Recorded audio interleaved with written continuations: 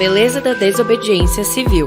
Como um diplomata rebelde, ajudou a salvar milhares de judeus do Holocausto. Esse é o Visão Libertária, sua fonte de informações descentralizadas e distribuídas com viés libertário. Contrariando as determinações do governo de Salazar, 80 anos atrás, um cônsul português deu vistos a milhares de pessoas que fugiam dos nazistas invasores na França. Como um indivíduo deve agir diante de uma ordem manifestamente injusta? Pode a norma aprovada pelo legislador atentar indiscriminadamente contra pessoas inocentes? Essas são questões bastante recorrentes na filosofia e diferentes pensadores vêm oferecendo suas contribuições intelectuais a essas questões pelo menos desde a Grécia Antiga.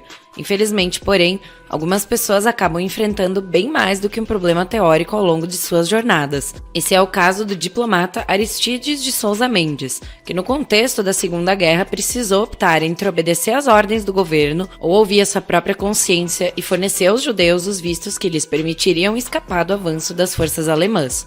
Acontece que apesar de Portugal ter ficado neutro na Segunda Guerra, os vistos deveriam ser concedidos a judeus refugiados e apátridas somente com permissão expressa de Lisboa. Em Bordeaux, o cônsul havia feito amizade com um rabino. Chaim Kruger também havia fugido da ofensiva nazista na Bélgica. O cônsul ofereceu ao rabino e à sua família passagem imediata e segura pela fronteira espanhola. Mas Kruger recusou a oferta, pois não podia abandonar os milhares de outros refugiados judeus em Bordeaux.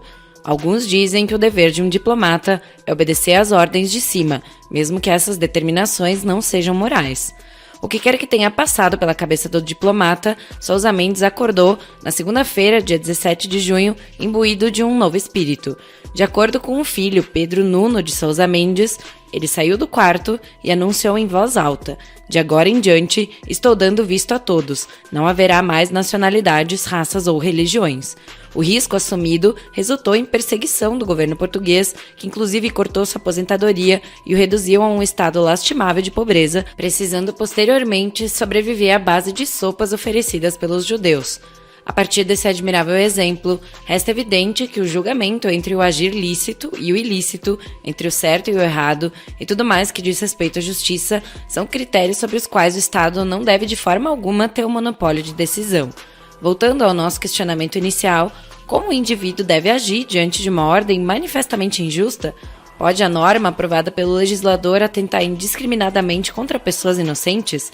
A resposta para você pode parecer óbvia, mas durante os últimos 150 anos houve na filosofia uma tremenda resistência a qualquer coisa que se parecesse com uma tese jusnatural, principalmente depois do advento do cientificismo e da crise da metafísica, em que para expurgar o mundo dos juízos de valores passou-se a adotar teses das mais estapafúrdias, como as de Augusto Comte, que era louco segundo a própria acepção do termo. Mas assim como o justnaturalismo entrou em crise com o advento do positivismo, o positivismo também entrou em crise no contexto do pós-Segunda Guerra, e justamente em razão das muitas normas odiosas promulgadas pelo Estado, normas essas que pessoas como Aristides de Sousa Mendes fizeram bem em descumprir. A derrota mais significativa do positivismo foi nos julgamentos de Nuremberg, onde os nazistas foram julgados pelos crimes de guerra. A grande questão nesse julgamento é que, de acordo com o positivismo, os nazistas que mataram e torturaram pessoas a mando de Hitler estavam simplesmente cumprindo ordens, seguindo à risca as normas e preceitos jurídicos aprovados pelo legislador alemão.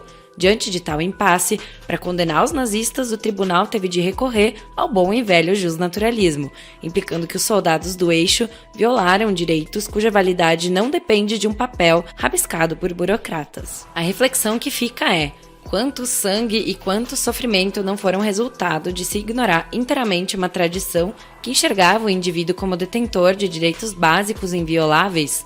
Muito disso poderia ter sido evitado apenas atentando para pérolas da sabedoria contidas nas obras de escritores como John Locke e Tomás de Aquino.